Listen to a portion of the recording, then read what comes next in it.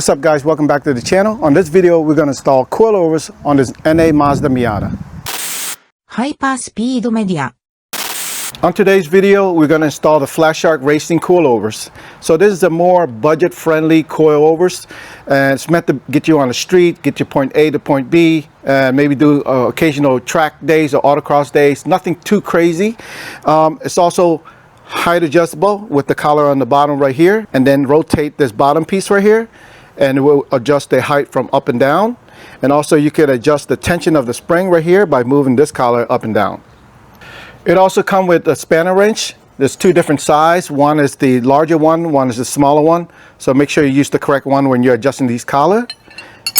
Before we get started with the installation, now is a good time to compare the shock between the new coilovers and the stock one. And you want to measure the height difference. I want to drop mine to about this much. You can also do measurement to make sure they are the same on both sides of the shock. Just measure the collar to the mounting point. And now we could get started with the installation.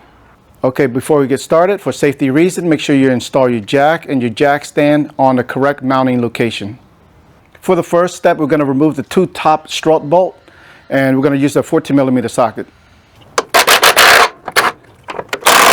So coming to the front suspension, there's three main components that we need to focus on. One is the top long bolt on the upper control arm, and next we need to disconnect one of the bolt on the sway link. It doesn't matter which one, just pick whatever is the easiest one. And lastly, we need to remove the shock bottom mount bolt, which is on the bottom right here, and I believe that is 17mm, and for the sway link is 14mm. It's also a good time to lubricate everything before we get started.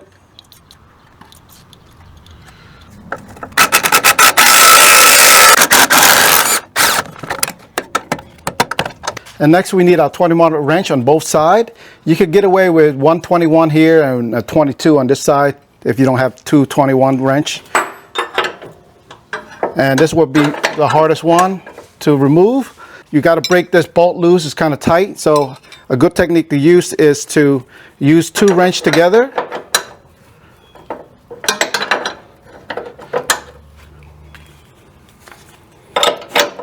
It acts like a pry bar.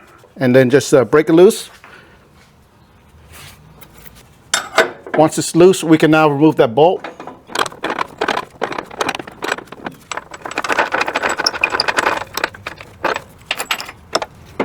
You could also pry from this side.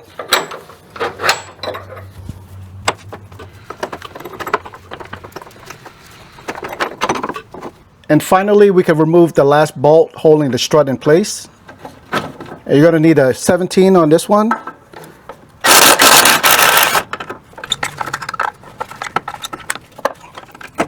Now we could simply remove the strut. Go ahead and do the same thing on the other side. And now we're ready to install the strut. Make sure you pick the correct one. The long one is for the front. The shorter one is for the back. Also, don't forget to remove the hardware like I did. Now's a good time to have additional jack to jack the suspension up to line it up into place so we could put the bolt through it.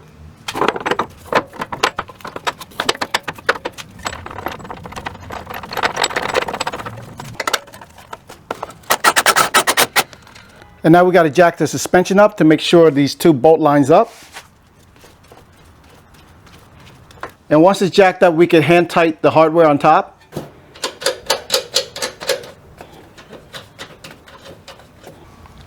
Now we can tighten all the bolts to factory spec and repeat this process on the other side. And now we're ready to remove the rear shocks. Now to get access to the rear strut bolt, we got carpets right here that we got to remove with some clips, and also a 10mm panels that we got to remove.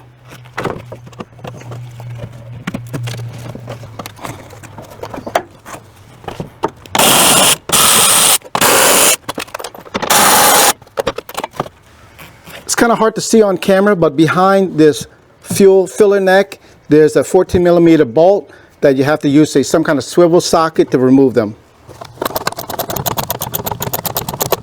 On the passenger side, it's going to be a lot easier. You got clear access. Okay, we already removed the top bolt on the strut. Now we need to disconnect a few other things. The first thing we're going to disconnect is the linkage. We could disconnect either one of them, the top or the bottom, doesn't matter.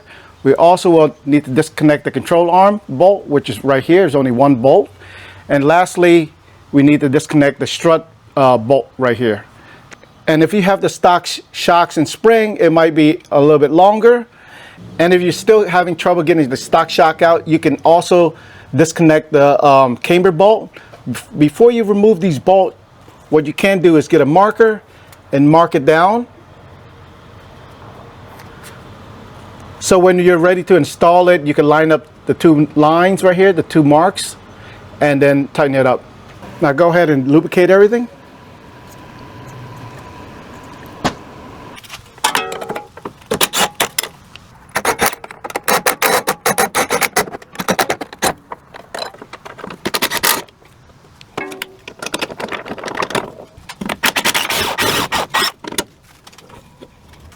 Now we're ready to install the shock. Make sure you remove the hardware from the top.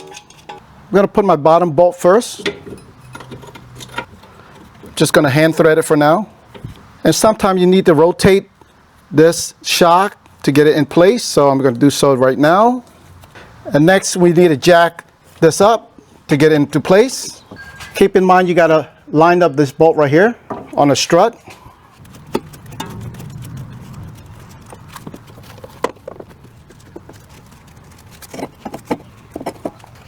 Now we're going to insert the top control arm bolt and just hand tighten it for now. We're going to do the same with the sway link.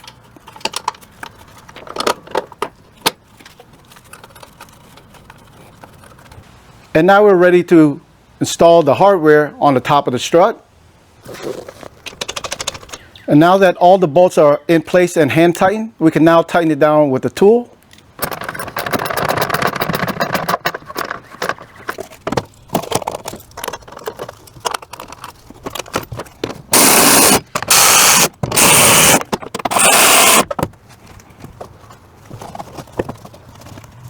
Now we can tighten all the bolts.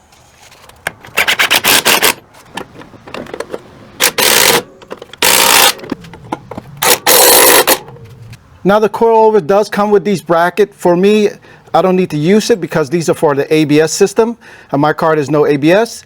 But if you have an ABS system, you would need to mount this collar onto the coilover itself, and then mount this into the wire for the ABS sensor. Okay, now we're going to do some driving tests, and I'm going to compare it to the stock suspension. So what we're going to do is look for a pothole or a railroad tracks, and we're going to run through it real quick and to see if it bottoms out or anything like that. Okay, I'm just going to make this turn right here, and there's a railroad track. There's the railroad crossing, and we're going to run it through.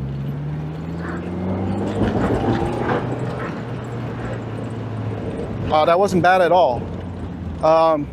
Yeah, pretty smooth. Yeah, so my initial thought is that this suspension is like very smooth. It's like right in the middle. Not too harsh and not too soft, right in the middle. And I think it's perfect for a daily driver. And that's a wrap for this video. If you'd like to learn more about Flashark Racing product, check out the links below and use the discount code for 15% off. Also, don't forget to like, subscribe to the channel, and I'll see you on the next video.